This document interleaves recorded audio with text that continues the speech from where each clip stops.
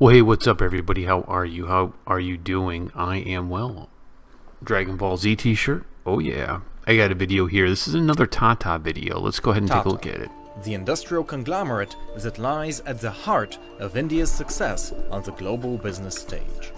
For almost 2 centuries, the Tata Group has pioneered multiple industries in India and remains a market leader in most of them. You've probably heard of Tata Motors, their car division, but as you soon find out, their reach extends far beyond that one subsidiary. In this video, we'll go through 3 generations of Tata businessmen to see how they built one of India's most successful companies. This video is brought to you by Skillshare, where I just released my 2nd class on investing that dives much deeper into how stocks work and how you can value them. You can watch my new class for free by registering with the link in the description. The story of Tata begins during the reign of the British Empire. India back then was a huge exporter of cotton, but the brutal regime of the British East India Company left little room for local entrepreneurs to develop. The poor treatment by the British eventually resulted in a rebellion against them in 1857, which ended the power of the British East India Company and replaced it with the British Raj. Now, compared to its ruthless predecessor, the Raj was much more focused on keeping the peace. The Raj didn't exploit the Indian population quite as harshly, and it also invested a lot of money in building India's first railways, for example.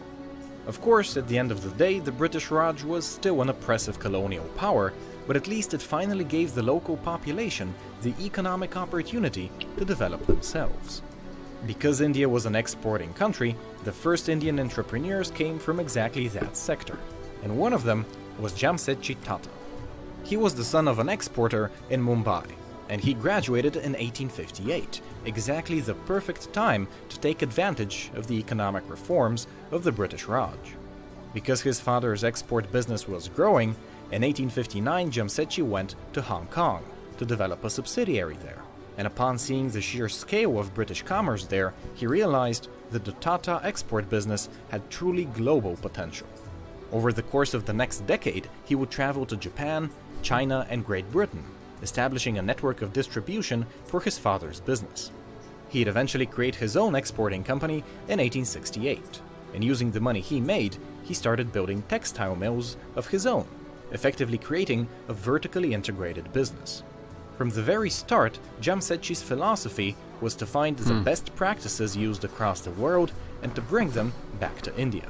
In his textile mills, he enacted policies that were virtually unknown to most of India, like offering sickness benefits and pensions to his employees. But Jamsetji wasn't content with just the textile industry. He saw the wonders the Industrial Revolution had created in Europe, and he wanted to recreate them back home. He began working on a steel production plant in 1901, modeled after the ones he had seen in Germany. Even more ambitious was his hydroelectric project, inspired by his visit to the Niagara Falls power plant in 1903. Jamsetji realized the incredible power of tourism, and so he also created a chain of hotels, starting with the Taj Mahal Palace Hotel, which even today is one of the most recognizable buildings in Mumbai. Jamsetji was truly a man dedicated to business and to helping people through it. He valued education to the point where he donated land and buildings towards the creation of the Indian Institute of Science, the eminent university of India. He would not, however, live to see most of his projects realized, because he died while on a business trip in 1904, leaving the already sizable Tata company to his 2 sons. Together they consolidated their ownership into a single holding company, which in turn is owned by the charitable trusts they created for future generations. Jamsetji's sons fulfilled many of their father's ambitions. They oversaw the creation of India's first steel works in 1907, India's first cement plant in 1912, and the first indigenous insurance company in 1919. By the time the leadership mantle passed on to the next generation in 1938, Tata Sons was comprised of 14 different companies. This time, however, instead of it going to one of Jamsetji's grandsons, leadership instead went into the hands of a distant cousin, with a very interesting background. Jehangir Tata, better known as JRD, had been in the company since 1925, but he had been raised in France, and was a close friend to the man who made the first flight across the English Channel. In other words, JRD was a passionate aviator, and in 1929 he obtained India's first pilot license. So unsurprisingly, his first big project at Tata was to develop an airline. In 1932 he created the Tata Air Service, which originally only carried mail, but then in 1938 started doing passenger flights as well, even helping out the British in the Second World War. Now, you'd imagine India's independence in 1947 would have been beneficial to the Tatas, but in reality, the socialist policies of the newly created government were at odds with private business. India's first Prime Minister saw just how successful JRD had been with his airline, and in 1953 he unilaterally decided to nationalize it. He kept JRD as the airline's chairman until 1977, and as you can imagine, the company only went downhill from there, drowning in ever-increasing debt. Of course, JRD would not let politics get in the way of business, so he did his best to grow Tata while avoiding the wrath of the socialists. He created Tata Motors in 1945, originally with the idea of building locomotives, but in 1954 he branched out into commercial vehicles through a partnership with the German company Daimler. Over the course of his 52 years of leadership, JRD expanded the Tata Group from 14 companies to 95. But to do that, he had to dramatically lower the ownership Tata Sons had in each one in order to appease the socialists. In 1969, the Indian government introduced the Monopolies and Restrictive Trade Practices Act, which was essentially targeted at Tata, even though they were very far from a monopoly by Western standards.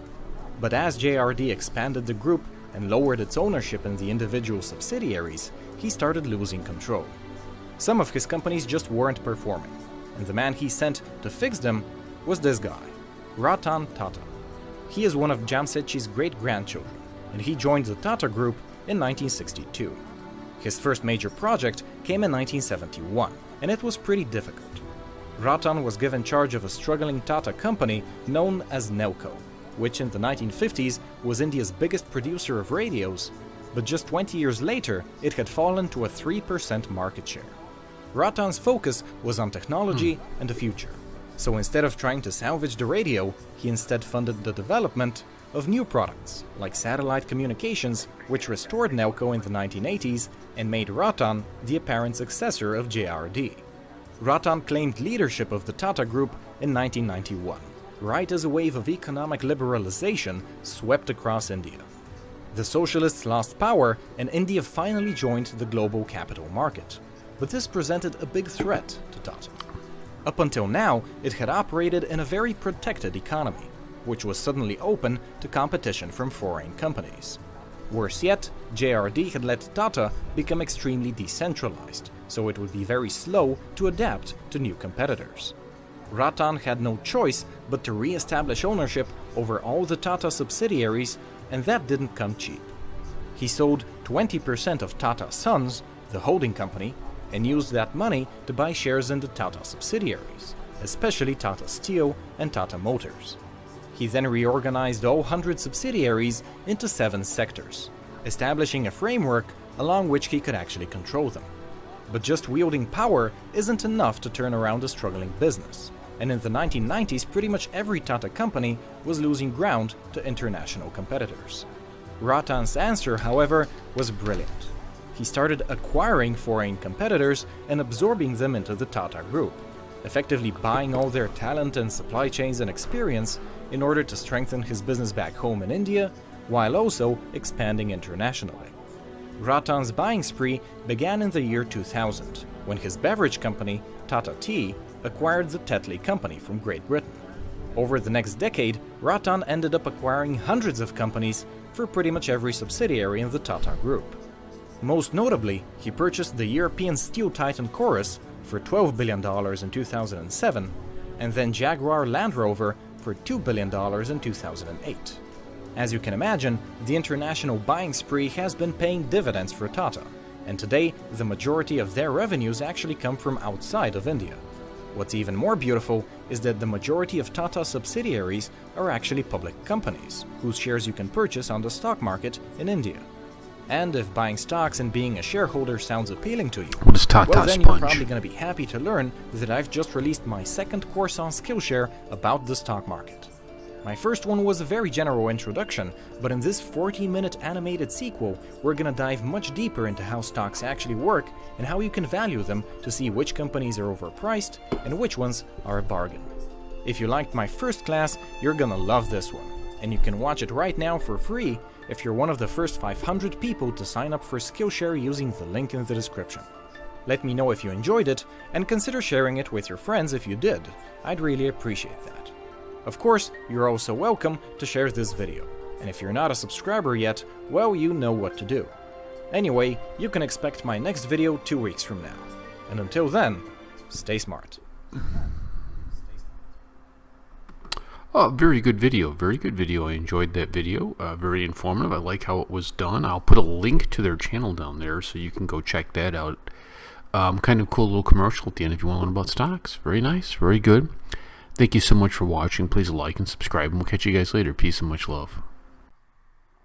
Well, thank you so much for watching. Please like and subscribe to the channel, and please check out our internet radio station, darkskyradio.com. Again, that's darkskyradio.com. We got great talk shows. We play some music. You will be thoroughly entertained. Peace and much love.